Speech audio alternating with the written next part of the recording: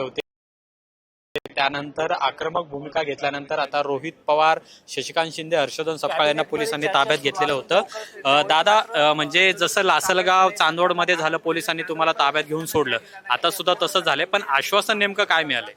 नाही बघा, 18ला सुद्धा 18 तारखेला आंदोलन केलं, आश्वासन मिळालं नव्हतं। त्याचा फायदा 12.5 वरनं रेट 15 रुपये 80 वर गेला। त्यानंतर 26ला आम्ही आंदोलन केलं, त्यामुळे आम्ही मार्केट कमिटीमध्ये खरेदी व्हावी असं बोललो होतो, ते त्या ठिकाणी मान्य केलं गेलं। आम्ही 8 लाख 2 लाखावरनं 10 लाख तरी तुम्ही कांदा खरेदी केला पाहिजे नाफेडकडनं, ते काही प्रमाणात मान्य झालं।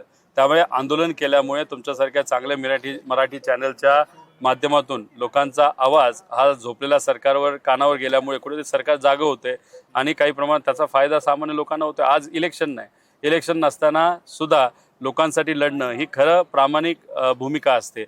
हे काय सत्ताधारी इलेक्शन आलं की मोठ्या मोठ्या घोषणा करतात, इलेक्शन संपलं विसरून जातं। लाडकी बहिणीचं तसंच केलं आणि आमच्या शेतकऱ्याच्या बाबतीत आणि सामान्य लोकांच्या बाबतीत तसंच केलं। त्यामुळे आम्ही तरी चांगल्या विचाराची लोक, सामान्य लोकांच्या बाजूने आज लढतोय। नक्कीच या आंदोलनाचा काही ना काहीतरी फायदा होईल अशी अपेक्षा आहे। आता तुम्ही कुणाशी बोलला आणि काय तुम्हाला आश्वासन दिले? नाही, कलेक्टरांच्या माध्यमातून मंत्री महोदयांपर्यंत निरोप केलाय। मंत्री महोदयांनी सांगितलं, बातम्या आम्ही बघितलेल्या आहेत, काहीतरी आम्ही निर्णय घेऊ।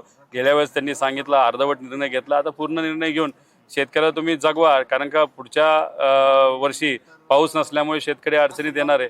शेतात काहीच पिकणार नसेल तर आहे त्या मालाला जर भाव मिळाला तरी जगतील, नाहीतर अतिशय वाईट परिस्थिती या ग्रामीण भागामध्ये होऊ शकते। 3 आंदोलनं तुमची मोठी झाली, आता यापुढे काय नेमकं मुंबईत आंदोलन करणार?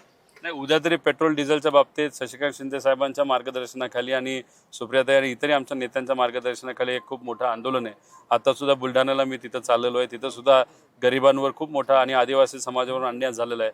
त्या काय वस्तुस्थिती, काय परिस्थिती हे जाणून घेण्यासाठी मी तिथं चाललेलो आहे। बघू आता तिथं काय भूमिका आहे, ती झाल्या रात्री पहाटे मग मुंबईला आमचं आंदोलन आहे, तिथं आम्ही लोकांच्या वतीनं आंदोलन करू। नाही, कांद्याचा प्रश्न म्हणजे आता हा प्रश्न मुंबईमध्ये सुद्धा सुटाव्या सरकारला धारेवर धरण्यासाठी। आतापर्यंत 3 आंदोलनं झाली, त्याचा प्रत्यक्षपणे फायदा शेतकऱ्याला झाला आणि ते शेतकरी 25 लाख शेतकरी आहेत आपल्या या महाराष्ट्रामध्ये, कुटुंबीय सोडून नुसते शेतकरी।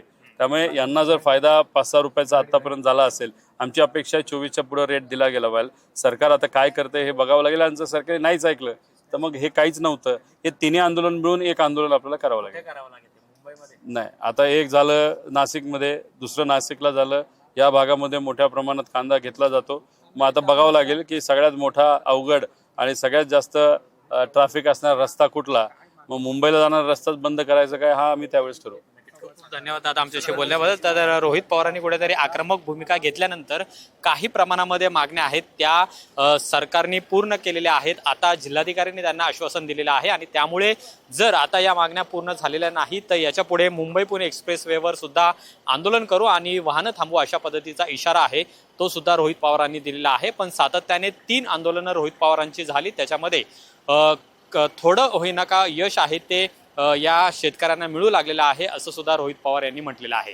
कॅमेरामन रोहित वनकटेसह अमोल धर्माधिकारी, LS मराठी, मंचर, पुणे।